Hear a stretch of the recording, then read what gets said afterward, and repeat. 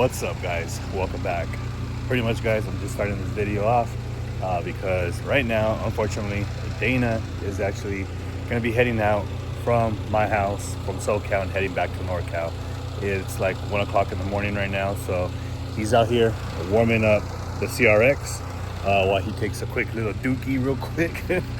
But yeah, we're gonna go ahead and say our final goodbyes for the time being until we can get him back down here just to chill out again and have fun. Hopefully he did enjoy his time down here, and I just want him to know truly from the bottom of my heart I appreciate all his help and everything that he did for me and helping me getting the all-wheel drive, being successful on the dyno, and just figuring everything out and getting the new motor in. But again, huge shout out to Dana for helping me out, and I'm gonna miss this dude, man. So hopefully he has a safe trip back home, and we'll pick back up right now once he starts to head out. Alrighty, guys, so Dana's about to head out. Wish him all safe travels. Getting over there, we just talked, I thanked him for coming down, and without him, honestly, it wouldn't be possible to have my car ready. So I do hope he has a safe trip and everything goes right, and if I already told him if anything happens, give me a call. So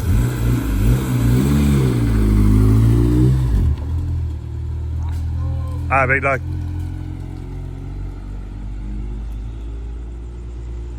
It's so hard to say goodbye. I'm gonna miss this dude, man. Real talk.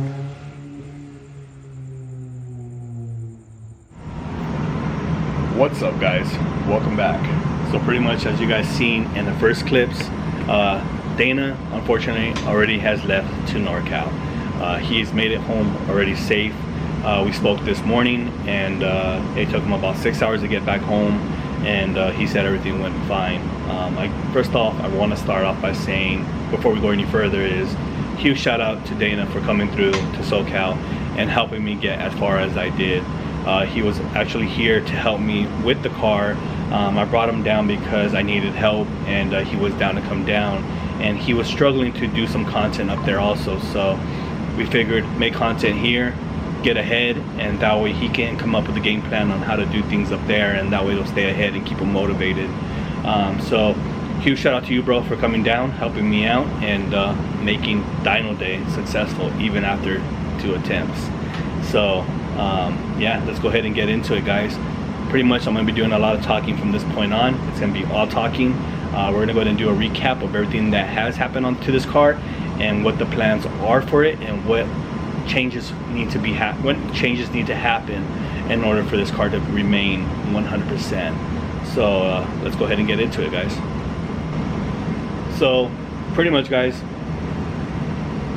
car made 460 horsepower at 20 pounds of boost, 360 foot-pounds of torque, and car rides absolutely amazing.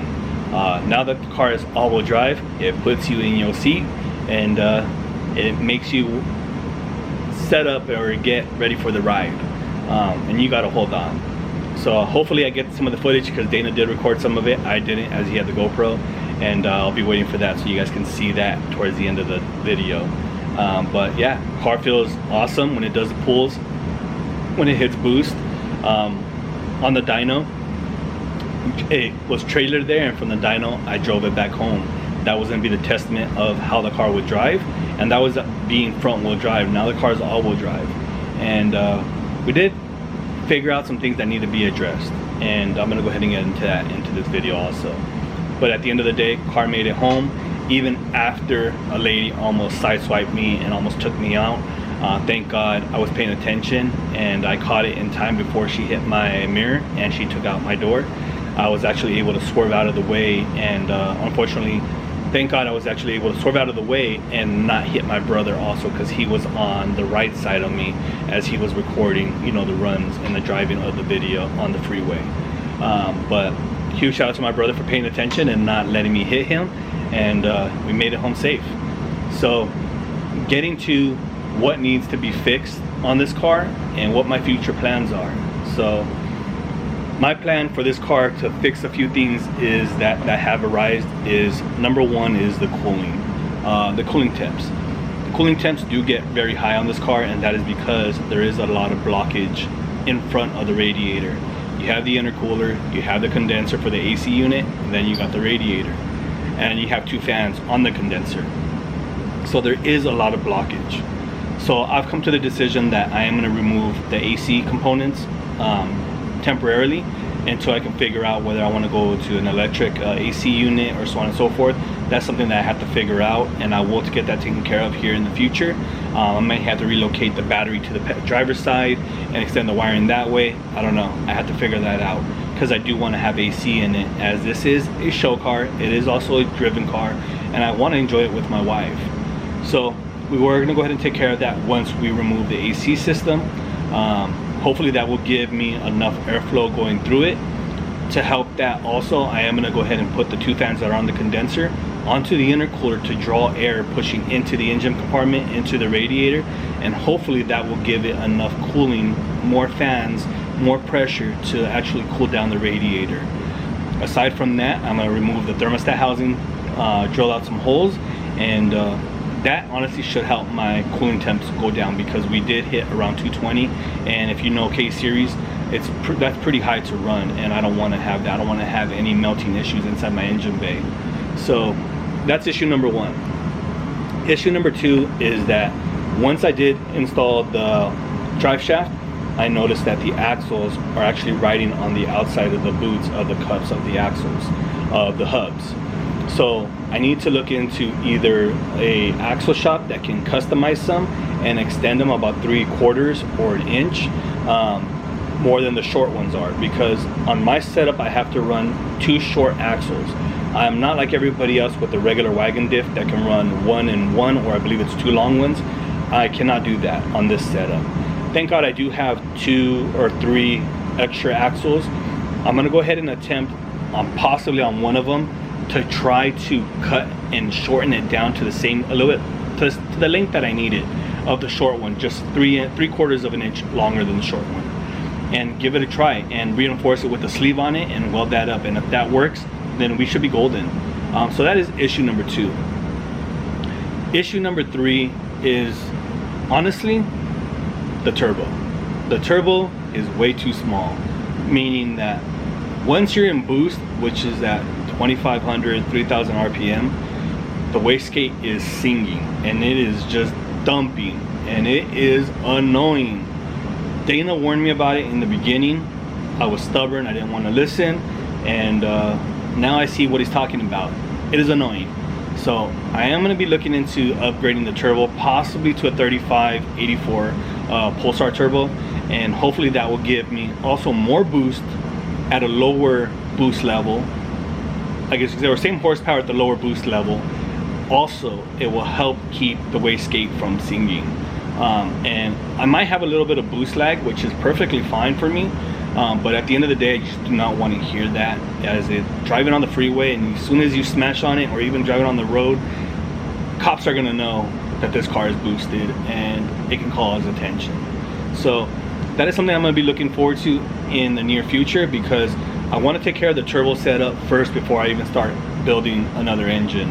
The building the engine part is gonna take a process, because that's all I gotta say. It's all. So once I can sell this turbo, I'm gonna buy another turbo, which I'm already looking to get already, because some money is owed to me. So I'm gonna utilize that money instead of something else that I wanted on the side. So I'll buy the new turbo, get that installed, sell this one, that I can repay for the tune again. And hopefully that will fix everything and give me more power, and I can make more horsepower at lower boost levels, because right now I'm at 20 pounds and I'm maxing out my turbo, and I am on a 4-port boost controller. So that just gives you something to think about. As far as building the new engine, that is going to be later on. I first need to send the engine to the machine shop to see if it's savable, if the crank is savable, if the thrust washers messed up the crank so much to where I can't use it.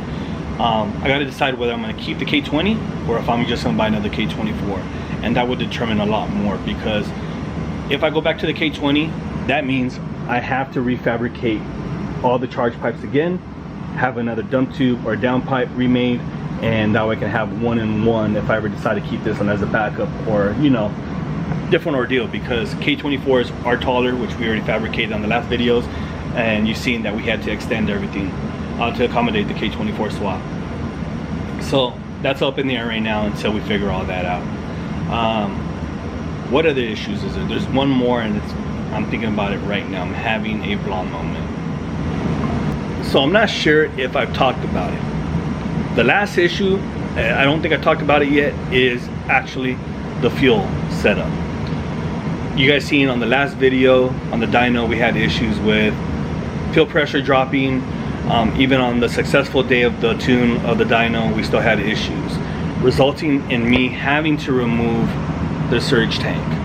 I removed the surge tank because we're not going to utilize the other 450 anymore.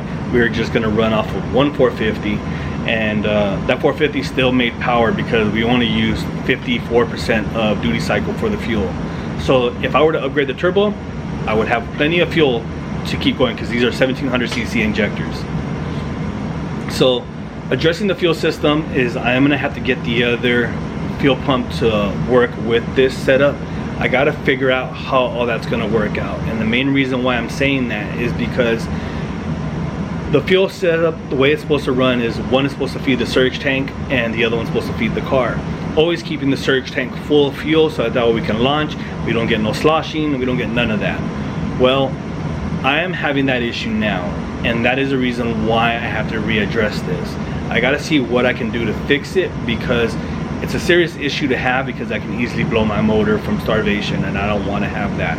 I've done a few pulls where I felt it, not car being warmed up at 180 degrees, 190, and I do a pull and it just cuts because the fuel slosh. As soon as it feels power hit, it squats, it sloshes the fuel, and it's done. If I ease into it, I'm fine, but once it catches that certain point, it's done and over with. So I need to figure out how to keep this setup 100% happy, so that way we can continue boosting by gear, and hopefully we can fix all that. So that is the goal for this car. It's going to be a journey still. It's going to take some time because, again, money, and my pockets are empty right now, especially after promising my wife that I would take it easy, because there is other stuff that are more important than the car right now in life that are happening, and I'm going to go ahead and try to address this as little as possible, as easy as possible, so that way it doesn't affect us in our marriage, in our household, and so on and so forth. So again, guys, hopefully you guys enjoyed the last couple of videos. Hopefully you guys enjoyed the time Dana was here and helping me out.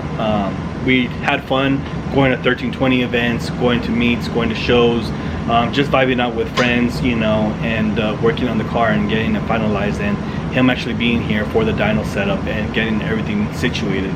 So if you guys enjoyed the last couple of videos, or if you guys enjoyed this video of what's going to happen and what's to come for the car, please like, subscribe, and comment down below. And last but not least, I want to give a huge shout out to all y'all for just supporting. There's a lot of new members, there's a lot of new subscribers, and I just really want to try to make this channel go up harder and further as we try to look for other jobs to do, because I am going to be taking on, you know, fabrication work, and see what we can do, because I'm not going to give up, and I want to be able to work on some pretty dope cars if I can get some here, and I'm given that opportunity. But again, guys, hopefully you guys enjoyed the video, and if you guys did, once again, please like, subscribe, comment down below, and we'll catch you guys on the next one. Until next time, guys.